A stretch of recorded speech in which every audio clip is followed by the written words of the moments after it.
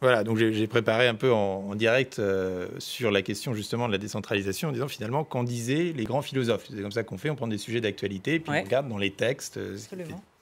Et donc là, la vraie question qui se pose quand on parle de refonte profonde de la fiscalité locale, c'est est-ce qu'on reste jacobin et que donc toutes ces taxes vont être déterminées par le haut, ou est-ce qu'on est précisément très girondin et qu'on va donner de l'autonomie fiscale aux régions. Bon. Alors, il est vrai que la France est un pays jacobin, mais pour de bonnes raisons, et d'ailleurs pour des raisons qui sont liées à la fiscalité.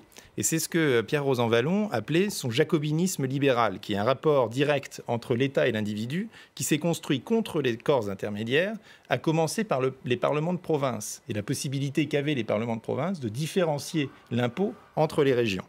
Et c'est pour ça que la première chose qu'a fait l'Assemblée constituante en 1789, c'est de dire que les contributions telles qu'elles se perçoivent actuellement dans le royaume sont toutes illégales et nulles dans leur création, extension ou prorogation. C'est-à-dire que la Révolution française, c'est la dernière fois qu'on a tiré un trait sur l'ensemble des fiscalités justement parce qu'elles étaient trop diverses et qu'on a dit on va l'unifier. On va l'unifier pourquoi ? Parce qu'on était convaincu, et ça vient du rousseauisme, que la souveraineté nationale est indivisible.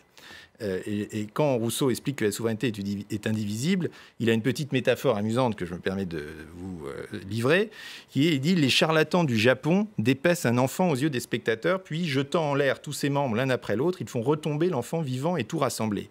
Tels sont à peu près les tours de gobelet de nos politiques. Après avoir démembré le corps social ou le territoire par un prestige digne de la foire, ils rassemblent les pièces, on ne sait comment. » Et donc, on voit très bien que la Révolution française veut dire « arrêtons de démembrer les territoires, mais considérons au contraire que la souveraineté est supérieure, et l'intérêt général est supérieur à la somme des intérêts particuliers. Que la souveraineté, le principe de vie de la souveraineté nationale, est supérieur à la totalité des organes du territoire. » Et à l'inverse de ce discours, donc ça c'est sur le côté pour justifier le fait qu'on ait un impôt unique et égalitaire.